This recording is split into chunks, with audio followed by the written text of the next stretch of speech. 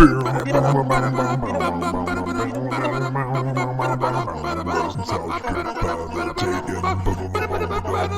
South trip ever taken. Worst South trip ever taken. Should I turn my light on? No, that's the question. Yeah. Good afternoon, good morning, hello, welcome back to another Jokey Pants' Bad Taste with my guest, as always, Cerebral Paul.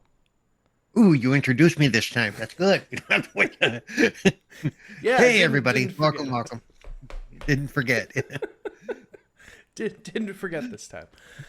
So, today, we tortured poor Paul last time, with movie that wasn't good, made him suffer through a bunch. So instead, we're going back to 1988 with a classic, Pumpkinhead. Yeah, that's right. We're going back. Go back on this one. I'm excited. I won't tell you that Paul was already an adult when Pumpkinhead came out, but yeah, going way back. Yeah. Don't worry. He was able to buy his ticket with no problem. Yeah. Don't worry. Not for the senior discount though. That didn't come for a couple of years. Yeah, it's not like me where he saw it. When he was like a little kid. No. So anyway, so yeah, Pumpkinhead, man. Like I never really paid attention to directors on movies growing up. A lot of the time, I still struggled with it, even now as an adult, because I'm just an idiot sometimes. But this is a Stan Winston movie, and I came to realize apparently I just like Stan Winston as a kid, because as I looked at the movies he's done, I'm like, oh no, his like 4 direct movies, like I've seen all of these a lot growing up, and I didn't realize I enjoyed them so much. Because he did Pumpkinhead here. And then as I'm looking it up, I'm like, yeah, he was a special effects guy. He did a bunch of big movies, sure. And then I'm looking, I'm like, oh, he did Congo. I watched that one a lot. Oh, How to Make a Monster. I watched that one a lot. Wrong Turn. We just covered Wrong Turn earlier in this. Oh, I didn't even know he did that one. So yeah, Stan Winston. Apparently I was just a big fan as a kid, and I never realized it. This was also a movie that honestly turned me on to Lance Hendrickson, because other than this, I think as a kid I remembered seeing him in like Alien, but like didn't pay attention to him until this, and I was like, you know what, I'm gonna pay attention for when he's in something. And then I saw him in an absolute ton of movies. If you look at his IMDb, he has not stopped working since like 1990. It's like no. It's been like constant even video games and stuff. He does a lot of voiceover work and things like that as well. He's one of those people, like, because I see the same thing. I think it's like Samuel L. Jackson and whatnot, where they're like, yeah, no, they paid me, I did it, I don't remember doing it, but like the check went through, didn't it? It's like, good God, they do so much. So Pumpkinhead, let's get into it. I do want to mention that this is one of only 6 things that Stan Winston actually directed. He is mostly known for his makeup work. Yeah. He's known for doing some incredible makeup work. But yeah, and I'm looking at his thing. As far as actual movies go, I think he only directed like 3. The rest are like videos and things like that, including a Guns N' Roses music video. So, and a Michael Jackson Ghost, the short version. I did see he had a part in that too. I was like, imagine that. So yeah. But I've always been a Stan Winston fan, because I love practical special effects, and that's what Stan specialized at. So yeah, 100%. Because I too saw that. I didn't realize until this watching that. Wait, he directed this? Wow. Okay, because Yeah. I'm not used to thinking of him as a director. So yeah. No, because he was just really good with practical effects. Like he has looking at his like credits, he's done a couple like documentaries and made a couple books on what was it, T2 and Jurassic Park. There's like a few different things he's been a part of like this is how you can handle special effects, blah blah blah. But I didn't realize this was one of his movies. I'd heard his name, but I always thought he probably helped out with like making the suit and like the effects. Had no idea he was actually directing this thing. So Right. I believe he also takes partial writer's credit for it as well. I'd imagine so. So with that, so Pumpkinhead was 1988. The other movies that I mentioned, Wrong Turn I've already covered, but that was 2003. Congo was 1995. And another movie that I want to cover eventually at some point with this channel, and I don't know when, but How to Make a Monster is another one. Because that one... Yes. So oddball, it burned in my brain when I saw it as a kid, and it terrified me until like years later when I rewatched it. By the way, I double checked. He does take writer's credit on Pumpkinhead. So. Okay. So wrote, directed, and did practical effects. So this must have been something that he just really wanted to do. Yeah, this must have been like a real passion project. So this movie begins. Technically, like, it goes further back to then catch you up. But it starts 1957. And it's like old, how would you put that? Like, just people living out in the woods doing their thing back in the 50s? Like, basically, living off the land? The wood folk, kind of like down in the bayou type thing, you know. Not an educated group. They were not an educated group, but, you know. But they were a close-knit town. Everybody knew everybody, you know. Exactly. Yeah, just a small town there. So we come into a son doing prayers, and his father is on high alert. He's carried around the shotgun, and the mom's all telling him to calm down. It'll, is everything gonna be all right? And the son trying to figure out what's going on. Why is Dad like so agitated all of a sudden? And we see him like he's putting like a horse head back in the barn. He's like locking things down. We also cut over to another farmer who's running for his life in the woods for some reason, which won't become apparent right away. But he's terrified. He's not looking too great. When the dad locks the door, though, you have like the whole the family being like, the family keeps alluding to something's going on, just like, is it gonna be all right, like blah blah, and they get the father just like, ain't got nothing to do with us, we just keep our heads down, everything's gonna be fine. As a kid, this terrified me because where I grew up was kind of like this, so I was just like, is there something in the woods we just have to be afraid of? This might explain a lot about Jokey. There's some movies I watched growing up where it's I don't know how I survived living where I did. But yeah, so the other farmer that was outside, he shows up at the house. He starts pleading and asking for help. And the father once again, it's got nothing to do with us. You go away. You deal with your problems. we got nothing to do with this. Threatens whole to lot shoot of him with a get shotgun. away from me, get off my property.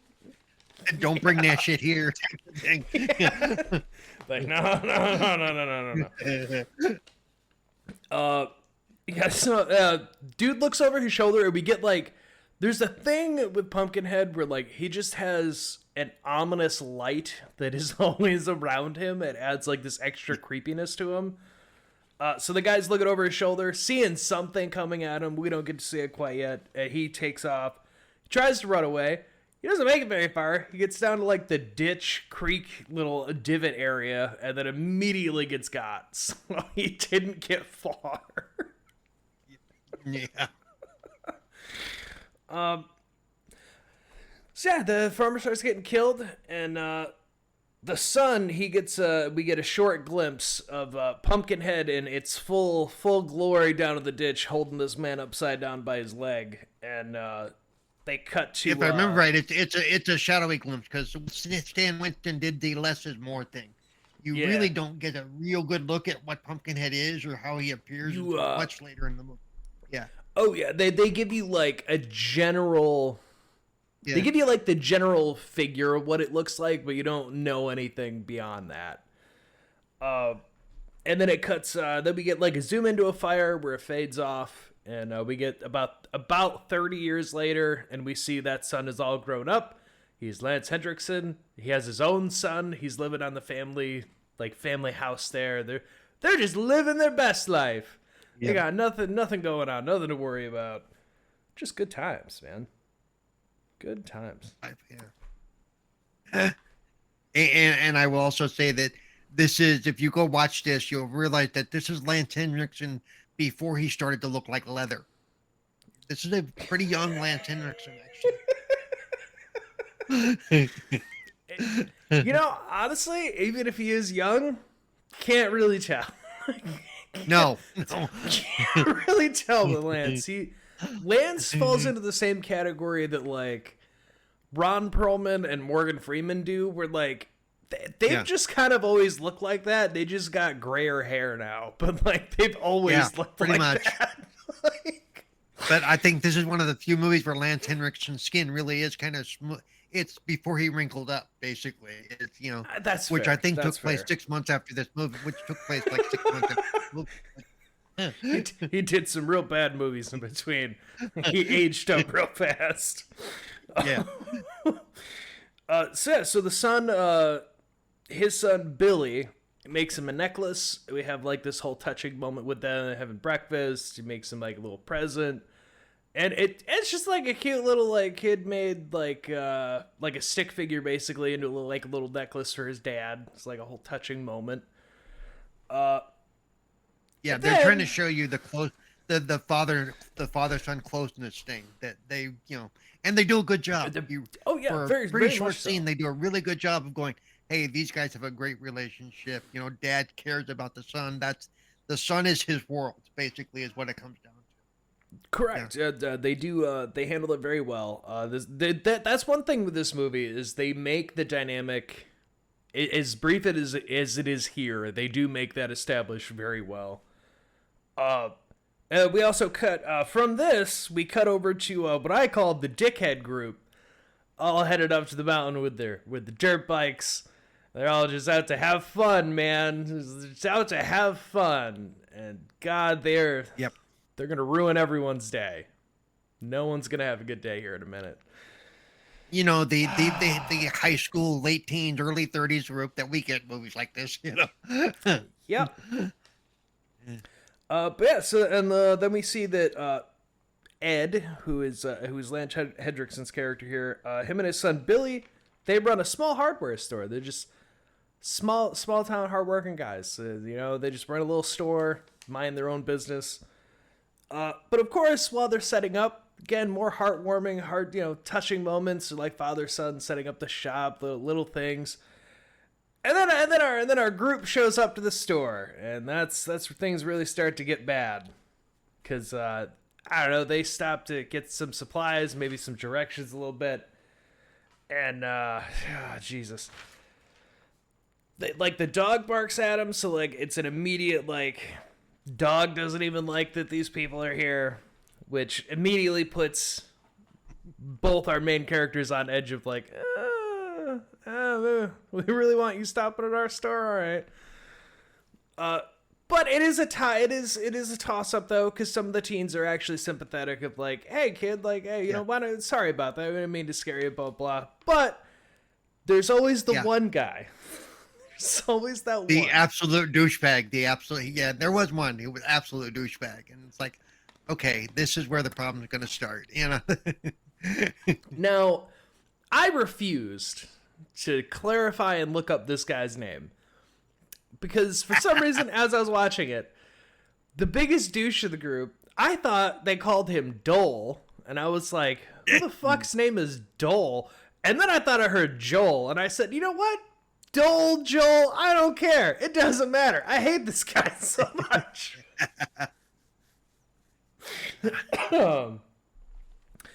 But anyway, so he doesn't want to. So that Dole, Joel, well, I'm just gonna go with Dole.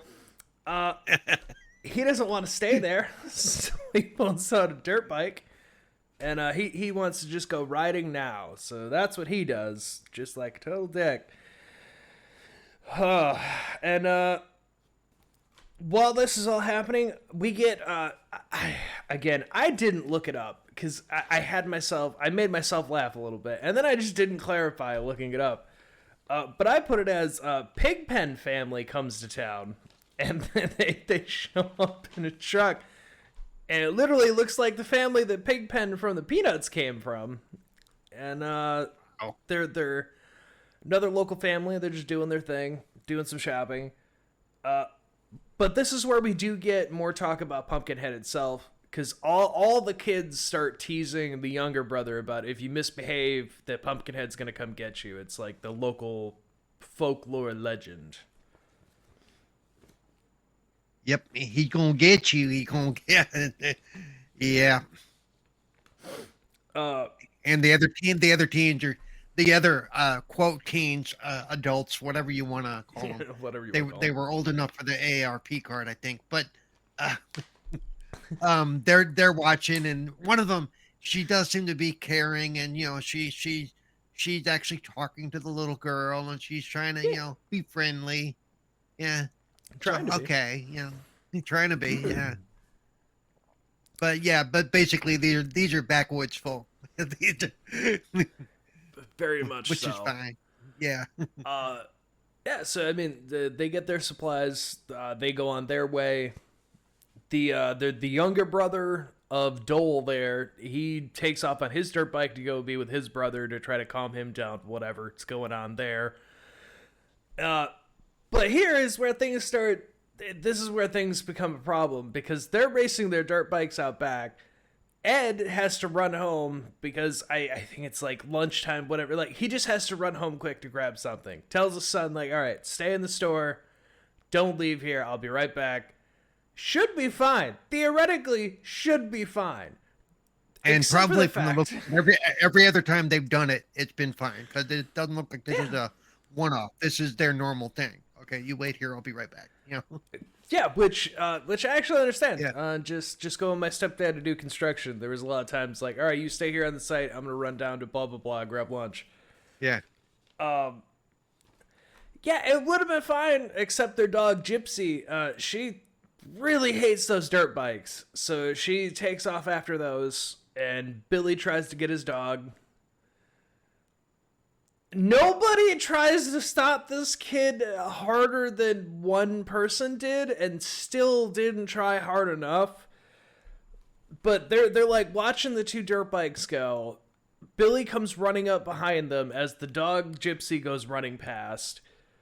Dog starts barking at dirt bikes. Kid runs past group. Only one of the teenage, middle-agers, whatever, tries to stop the kid, and the others are just like, huh? What's going on? This poor goddamn kid goes to get his dog, goes up the hill. First dirt bike comes over the hill, misses kid. Kid doesn't know what to do. Second dirt bike comes over, slow motion. Oh no, I'm gonna crash. Hits kid. Does not stop to be like, oh no, I killed a kid. Immediately, Joel, douchebag here, immediately just goes, all right, time to put the dirt bikes away. Let's go. Get out of here. Come on. Time to go. Oh, look at that. Look at the time. Everyone else immediately, and which I do... There's always the moments in movies, growing up with a nurse mom, where like she would call things out. This is a moment in a movie where the kid's really, really hurt, and someone says, don't move him. Thank God. Because, like, yeah, correct. You don't know how fucked up he is. You move him. God only knows what's going to happen. So at least one smart decision was made. But yeah, so the I think asshole that was the only one in the brother, movie, by the way. I think that was it. yeah. That's where the... that's their one. That's the one smart choice. Yeah, so asshole older brother, he starts loading up the other dirt bikes. Everyone else is trying to figure out how to, deal with there's like a dead kid now. Like, you can't just leave that. Older brother takes off in his car because he's like, I have blah, blah, blah, whatever that happened back in the city. I got to get out of here. total douchebag.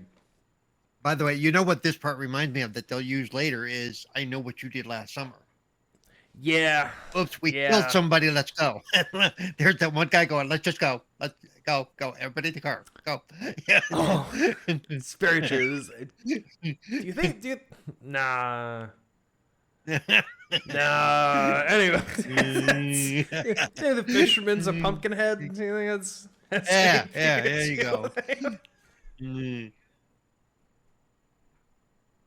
There we go. All right, so we've connected Popeye to Wrong Turn, and now we've made it canonical. I know you did last summer. He's actually a Pumpkinhead. He is a resurrected being for revenge. So anyway, the younger brother, he stays behind. He's like, I'll stay with it. I'll talk to the dad and try to help this kid. Everyone else takes off to try to go catch up with douchebag, who is basically ditching them. Yeah, God, yeah. This scene's so heartbreaking because, like, Ed comes back to the store expecting everything to be fine until he sees everyone is gone. Billy's not in the store, and we get him, like, frantically trying to figure out where'd Billy go. Until that moment comes where he goes up and, like, sees Billy laying there, picks up his son to walk back to his truck. The younger brother, he's trying to be a good person with, like, explaining what happened and, like, hey, where's the nearest place? What can we do to help? Ed gives him the best, like, death stare in a movie. Just one of the best of, like, purely a father who's like, I'm gonna fucking kill you. Like, don't you dare say a word to me. So good. I do enjoy it. This movie, I love it for many reasons. And that is something I can say of all the movies I've seen with, like, an angry parent, his look is a pure, genuine death look. It's so good. Puts Billy in the truck, drives off. The younger brother, he ends up riding back up to all the others. He's going to try to explain things that happen from his perspective. Yeah. Then he gives Dad seems a little upset. Gave me a look. Oh, he gave you a look, all right. And even he said it's a look like he wanted to kill me, and it's like, dude, you have no idea. You have no idea the wrath you've brought. So yeah, this whole thing, this whole scene here though, because Ed takes Billy home in his grief, and, like, he doesn't know what to do. It's absolutely goddamn heartbreaking because, like, he just sits on the bed to wash him up, and you get the final moment of Billy looking at him and saying "Daddy" before it's over, and it is so goddamn heartbreaking. Goddamn you, Stan Winston, because this whole scene to make your premise, God, man.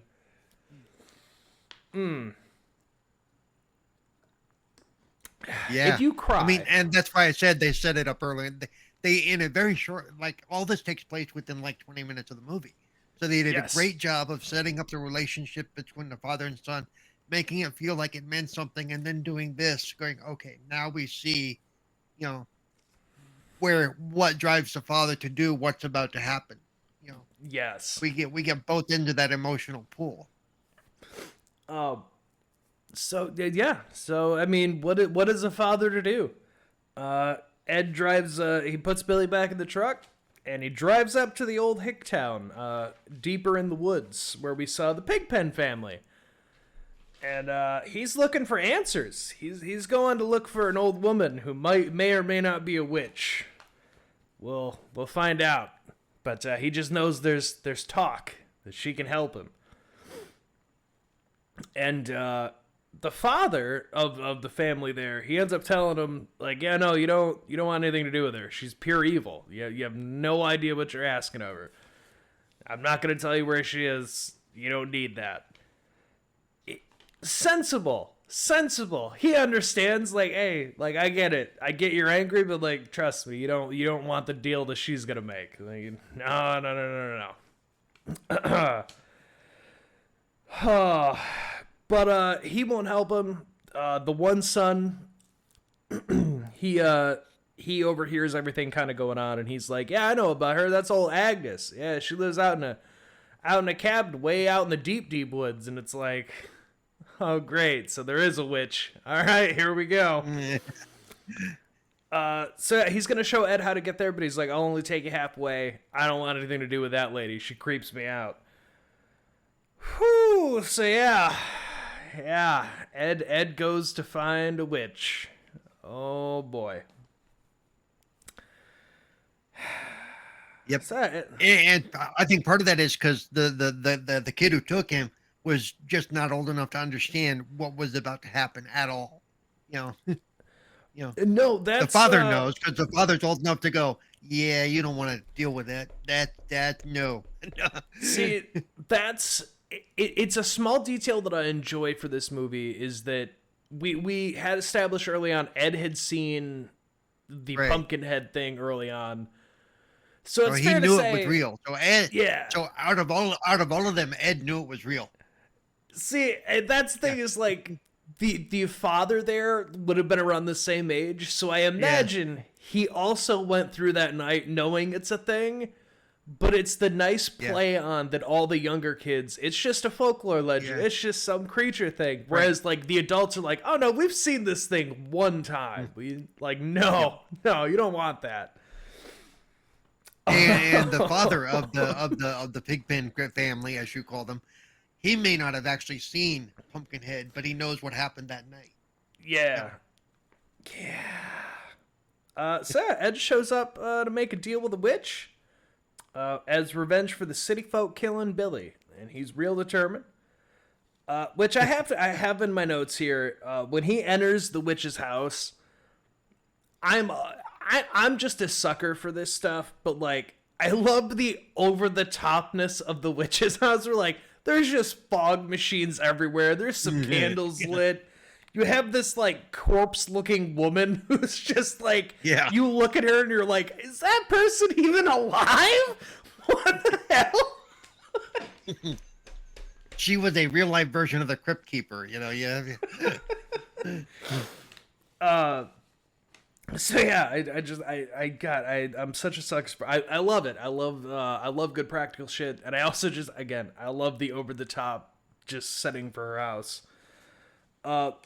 But he argues with the witch at this point about he's there for Pumpkinhead. She knows what he's there for. And it's a whole thing of like, hey, you sure about that? I don't know if you really know what you have come here to ask me, because you can't even say its name. It's like a whole thing. And that's when Ed finally just calls out. He's like, look, I remember seeing it at least once before when I was a child. I'm pretty sure. And I know the stories are that you have the ability to command the thing, so like, you need to do me this favor. And he pays her a whole bunch of silver that he has, and other jewelry and whatnot. It's almost like that, like you're literally making what is a fucking omerta fucking offering, where it's like, yeah, here's 30 pounds of silver, kill this guy, and it's like, well, it is. It's the 30 pieces of silver to betray. I'm sure that was very symbolic for that reason. Yeah, I'd imagine so. I do enjoy as well here is even though he makes the deal, which in making the deal, she's like, you got to go to a graveyard and you got to dig up a body for me. I'm not like, you know where the cemetery is, blah blah blah. And they don't outright tell you exactly what it is he's going for, and it makes it so much better when he actually finds it. But I do enjoy that as he's going to do the deed, we get this like wrestling with his own morality of like, is this really what I need to do? Like, am I really willing to sacrifice my own self for this? Which they play with a lot as this movie will go on, and I love it every time. Of just you're pushed to an extent, but like seeing the consequences of something you've chosen out of your own anger, like that morality break of like, this isn't worth. So yeah, he has to. I don't think he realized the actual cost of what he was doing. Yeah, it was going to cost him his quote soul or his and all that, but I don't think he realized what the other cost was going to be. What the full. Yeah. Yeah, so he goes to not Stephen King's Pet Sematary. Let's put it that way. I know what you're thinking. It looks exactly like it, and you're thinking that's a Pet Sematary. No association. It's just another very creepy look-alike cemetery. Yeah. With a rotted pumpkin patch, which is how he knows he's found the right spot, because that's where PumpkinHead is. So yeah, he has to dig up the body, so he does, and then he also struggles with that, because then he realizes, like, oh my god, I'm grave robbing. Am I really about to do this? Like, Yeah. oh yeah, then we cut back to the cabin with all the middle-aged teenage whatevers, and Joel whatever, he has a shotgun, and he's got everybody held hostage. Like, nobody's allowed to leave. He's gone full crazy at this point. So quickly. Because they're all arguing. Which I really don't get, because, I mean, they should never let it get that far, seriously. I mean, but... They shouldn't have. But yeah, everyone's arguing like... Go out to the cabin. Let's have some fun. It'll be great. It'll be wonderful. Yeah. Yeah. What I did last summer. Got held hostage by Joel over here. Yeah. So yeah, while that's going on, we get Ed coming back with the body from the grave, and the witch has to do some changes to it. She doesn't really tell him what changes she has to make, but she just says she has to do things. And without telling him, she just fucking stabs his whole hand. She doesn't even have him, like, hold it out to drag the blade. She just stabs him in the fucking hand. Well, I was telling you not to do something. Now we're not even going to give you the option. We're just going to, fuck it. You've already dug up the body. We're doing it. Yeah. And she takes his blood, and she uses that to resurrect Pumpkinhead by dumping it into his mouth. And then Ed starts having, like, a psychic attack immediately as this thing starts resurrecting in her living room. God. And as Ed drives home, because he wakes up, he's super delirious. He's kind of wondering if it was all a dream or if it actually happened.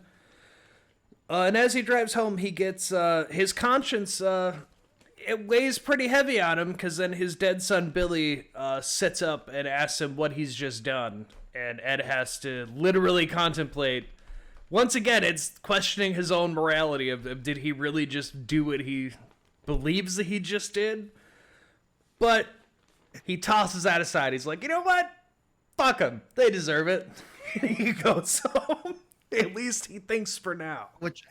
And my big thought for this thing, and I'm going to throw this out here now, of all the movies we've seen up to this point, Halloween and all that, and all the Friday the 13th and all the other teen slasher flicks, in most of those movies, the kids do not deserve what they get. In this movie, these people really do. Okay? She is a bitch! She's a bitch! But yeah, I know this is one of the few movies where the victims actually kind of deserve what they get. Oh, well, and sometimes not just because they actively did it, like Joel or Dole or whatever the hell his name is. Joel Dole. Because his friends are basically guilty by association. They didn't stop him. They didn't take control of the situation. They do hold some guilt for this. Yeah. At least as far as the father's concerned, all of them deserve to burn. Yeah. So,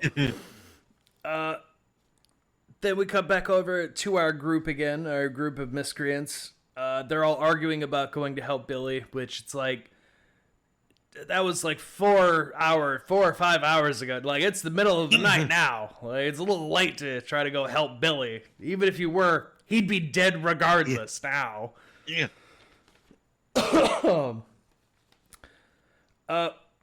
Then we also we get more of the Ed touching element, because Ed actually buries Billy with his mother. and basically apologizing to his mom that he wasn't there for Billy, that he couldn't stop what happened, but she can rest at ease because he's already called for revenge. Because in his mind, it's all taken care of. It's good. He's not got to worry about it anymore. Oh, poor Ed. Poor Ed. So, cut back over to our group. And we get Maggie and Steve. Maggie's really upset. She's all religious, and she's the religious one of the group. Everything's weighing on her, and she needs to go help them, and they need to do something. And Steve runs after her to try to calm her down. And it doesn't work out great, because Pumpkinhead's outside waiting for him, and he immediately ambushes Steve, starts attacking him, which gives a psychic attack all the way over to Ed, who's at the graveyard still, and he starts getting a vision of what's going on, and it hurts a lot. Apparently it just hurts a lot. You feel everything that's going on. Which isn't what he thought. Basically, he's going to see what he's done. So, yeah, and feel it. Yeah, the witch had told him that there would be a cost. She just didn't specify what that cost was going to be. Yeah. So yeah, Steve gets all fucked up. He gets ripped apart. Maggie runs away. She barely gets away, back to everyone else, and she tells Dole and everyone, "Hey, there's a giant thing. There's a thing outside. They got Steve." And of course, that's his little brother. So grabs another guy. They get shotguns and a rifle, and they're like, "Let's go save him. Let's figure it out." They have no idea what's outside waiting for them. And yeah, not believing that it's a big scary monster thing, that it's just some guy, you know. Yeah. Which the only thing that they find of Steve is just some bloody clothing, and they run back realizing like there's no saving him. Which, to be fair, they try to leave. But Pumpkinhead does the first of many messing with his prey as he holds Steve's body down over the porch so that Maggie trips and then gets distracted, and then he immediately grabs her and pulls her away over the roof, which again, good old Stan Winston, he still doesn't show you what, like, Pumpkinhead in full go. Yeah. All you see is her getting dragged over the edge of the roof. Like, yeah. It still leaves you wondering, what are we dealing with here? What do we actually see?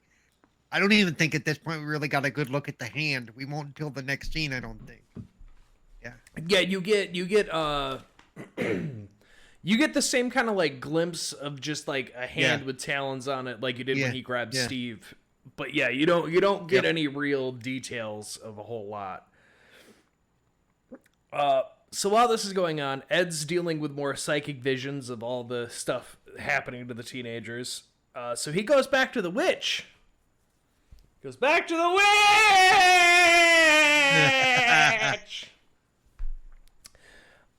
he goes back and he's trying to beg with her about like, hey, how can we end this? How can we stop this thing? This isn't what I was asking for. Yeah.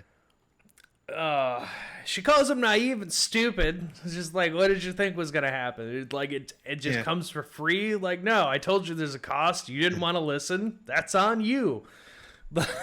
Like, I can't help you now. What did he think it was gonna arise and bitch slap the guy, and that would be the over. No. Yeah, like you wanted revenge. They killed your son. I'm giving it to you. I tried to warn you. You saw as a kid the guy that got eviscerated in your gutter. Okay, somebody has to clean that up. Yes. Exactly. Overall, Pumpkinhead, as I have in my notes, continues to fuck with the teens. Because he doesn't even kill Maggie right away. He shoves her into a window and just kind of rubs her face into it. Like, hey, I got your friend. Makes her look like she's kissing the glass, you know, like you do. Like, ooh, baby, yeah. Dude. But he kills her. He smashes her through the window. You know, he gets bored of that. He also destroys dirt bikes and cars, so it's just like, yeah, no, you're not using these to get away. No, I don't think so.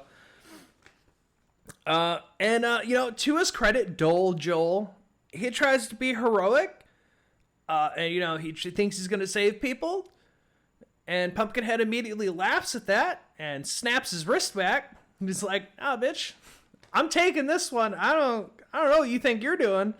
So he knocks him back and takes someone away with him. It's like, no, she's mine now.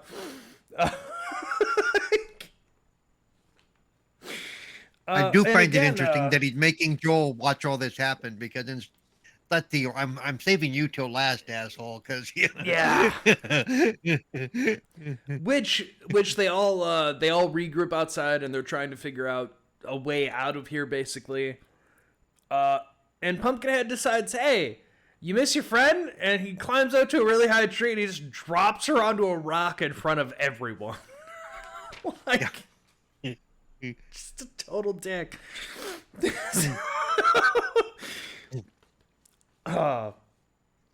So then we cut back, while the teens are trying to escape, we cut back over to Ed, who's grabbing his shotgun, and he's heading out, and he decides he doesn't want to keep dealing with this. He can't live with what he's done, so he's going to end it himself somehow. Boy, if only he knew how things were going to end, how differently he could have handled this.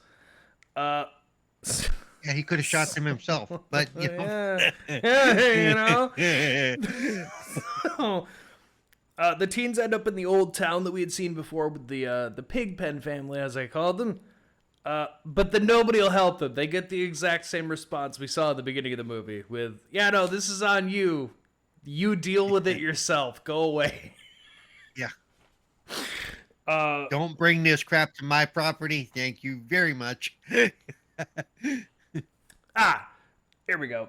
They run up from the house. They find a truck up on a hill.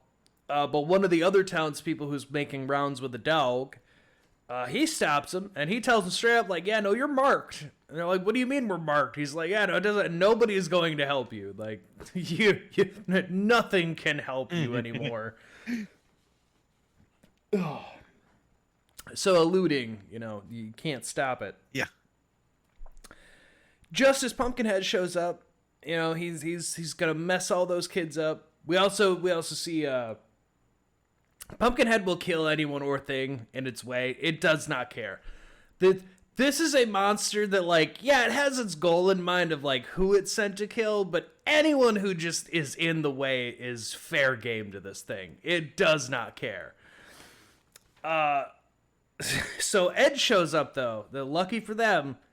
And he starts to shoot it. And he's like, I got you, kids. I'm going to end this myself.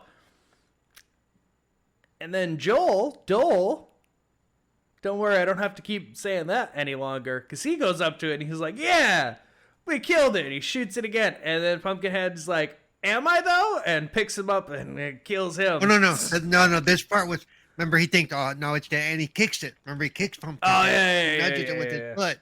And he goes, oh, it's dead. And then it just reaches out. Yeah, it wasn't. He gives a full-on impale.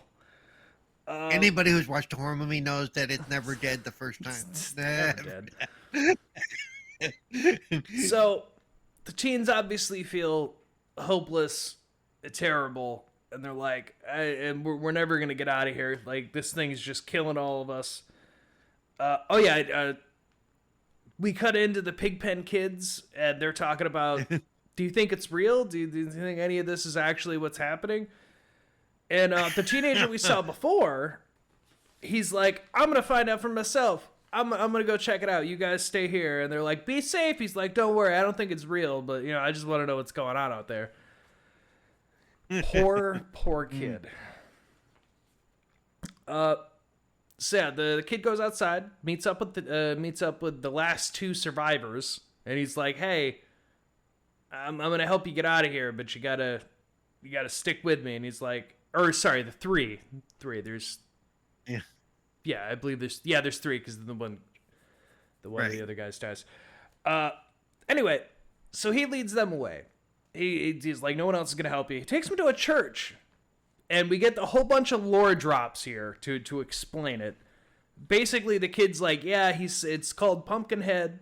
It's some kind of demon. I don't know what kind, but I assume a church will stop it because it's holy ground. So, like, I don't think it could come here anyway. It's just an old legend of if you do something terrible, this thing gets sent on you and no one can help you. It'll hunt you down to the end of your days, blah, blah, blah. And the teens all admit what happened. Like, yeah, we killed his son. And, like, they nonchalantly is like, yeah, we killed his son. We feel really bad about it. And even the Pigpen kid is like, I'm sorry, you what? It's like, shit, I might be helping the wrong people. I'll be like, I'm out of here. I gotta go. I would immediately be like, gee, look at the time. I gotta go.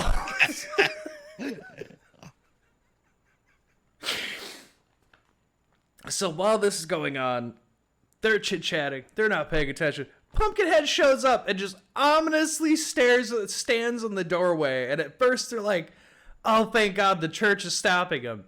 And I love that he, like, kind of looks at the doorway for a second and then just immediately steps through. It's like, yeah, no, I don't care about that. What are you talking about?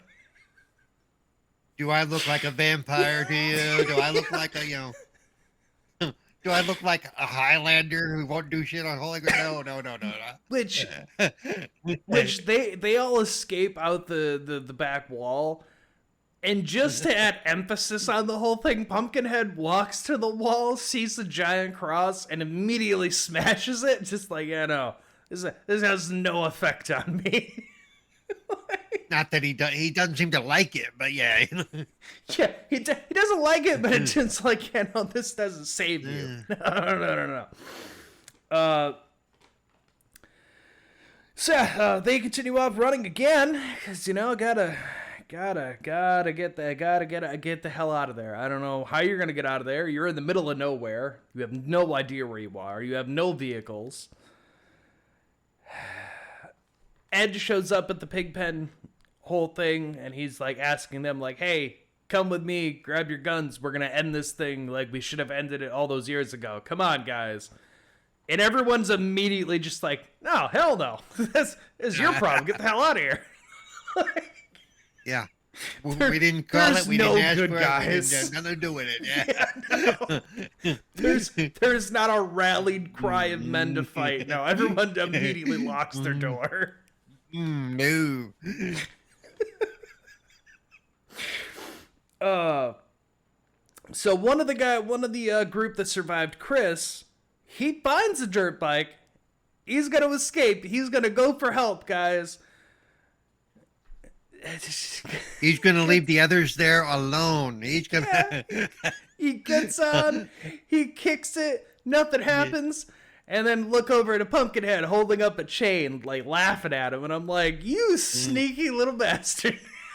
Like, when did you? First of all, when did you have the time to learn about a dirt bike?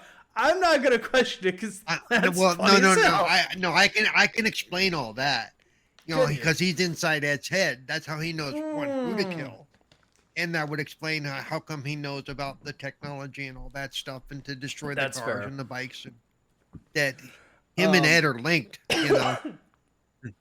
So, yeah, he holds up the chain and then immediately picks up said dirt bike and throws him into the ditch down below. Yeah.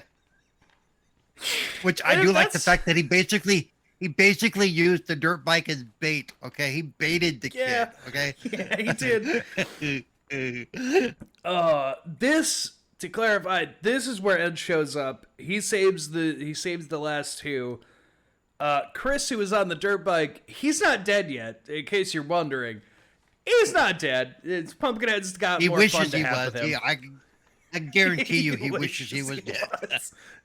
Dude, he had a dirt bike fully landed. You probably got like a broken pelvis at most. Like, you wish you were dead.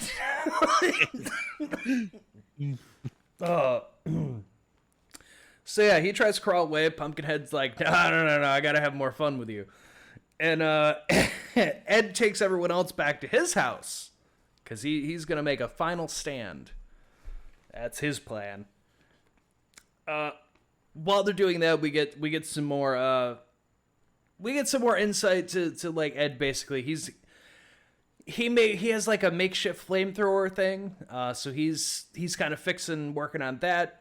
The teenagers try basically apologizing to him, like, hey, it was an accident, we didn't mean for anything to happen, and like tries to explain what's been going on. But it doesn't matter, because while they're doing that, the Pigpen Kid is inside. Then the dog starts acting up because Pumpkinhead shows up finally, and he's searched through the house, he's looking for it. Ed's outside having another psychic attack because it's things are coming to a close on all this. And the Pigpen Kid gets found, who's hiding in a closet. Pumpkinhead doesn't kill him immediately. He just just uses him as more bait and drags him outside. And so Ed walks out of the barn here, and he has his makeshift flamethrower. He's losing it, by the way. His eyes are bulging out, they're turning red, and that's when we get the face reveal of Pumpkinhead, is that it's slowly turning into Ed. It has his face. It's slowly becoming him, and that's when Ed realizes, I have to end this. This is bad. But Ed gets stabbed on his way out of the barn, and Pumpkinhead reacts to it, and Ed finally realizes, it's, if I'm damaged, he's damaged. That's how we kill it. You can't kill it. You have to kill me. If only he knew that sooner. Poor Ed. Anyway.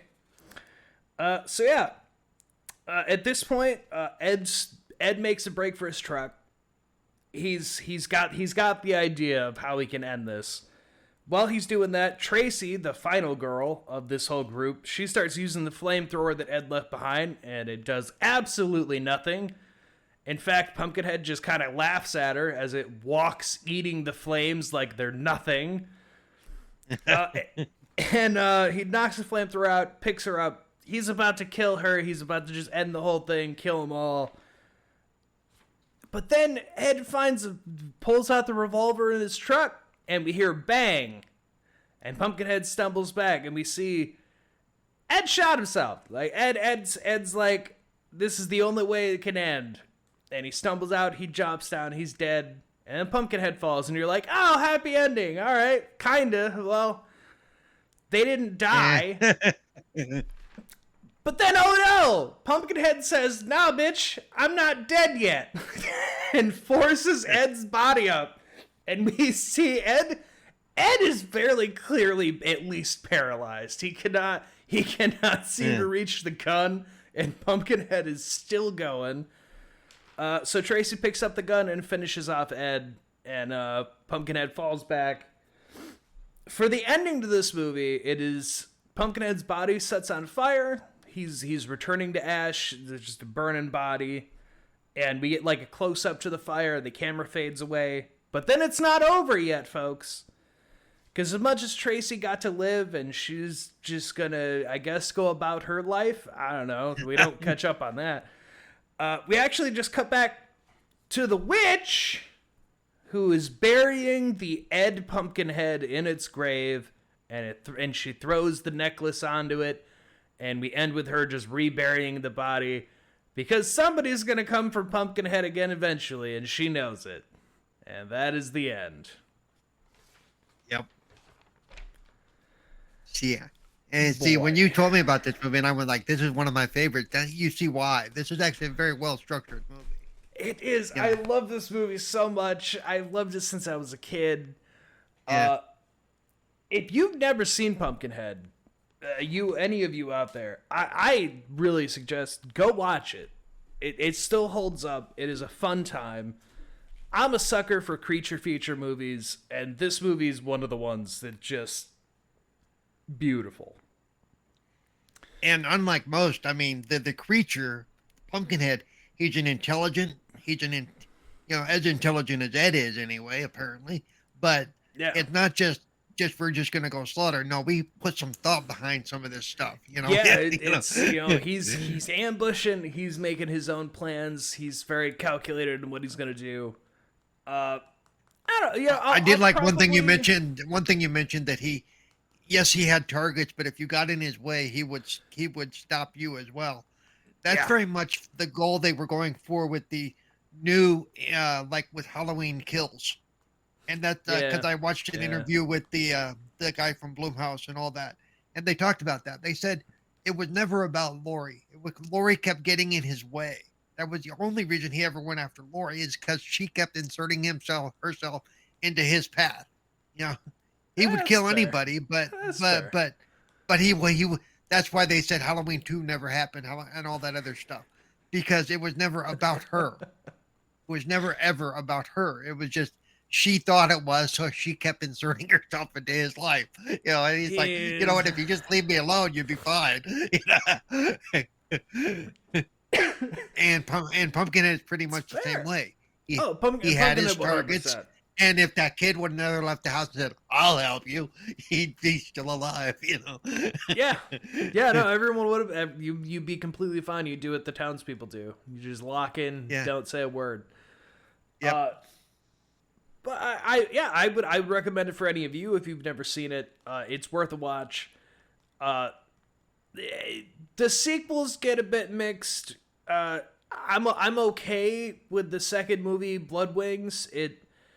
It changes up a couple things, but as far as what they would do after the second one, the first and second one are the only ones where I'm like, you can watch those, you'll be all right.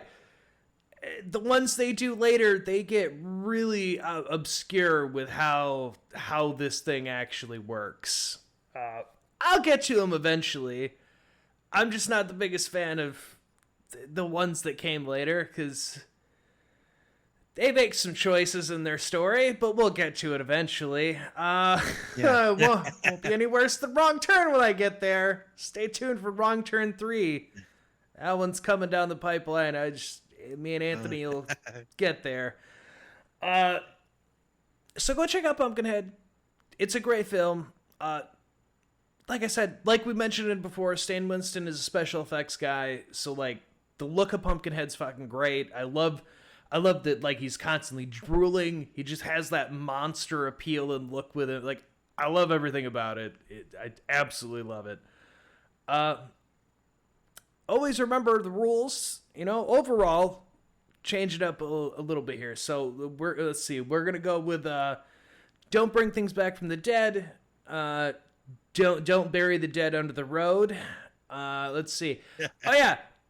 Don't murder people and then walk away, because there might be a Pumpkinhead. So just don't do that. Don't pull I know what you did last summer. Don't prank your friends as a serial killer. Stay out of the water. Stop dumping chemicals in the sewer. But most of all, folks, stay odd. We'll see you on the next one. Goodbye now.